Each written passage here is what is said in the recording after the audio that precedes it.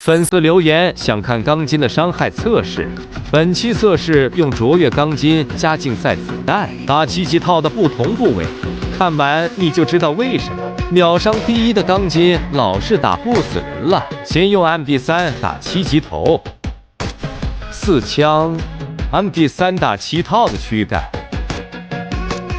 射击者无天赋，要9枪才能击倒。MP3 打4肢，这里被打者有磐石天赋。如果你枪法不准，打手臂和腿多一点的话，用钢筋就要25枪才能击倒敌人。MP3 打脚，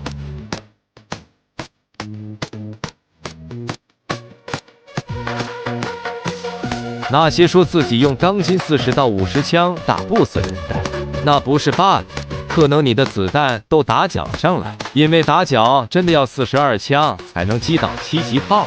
最后，粉丝也是给出了神评。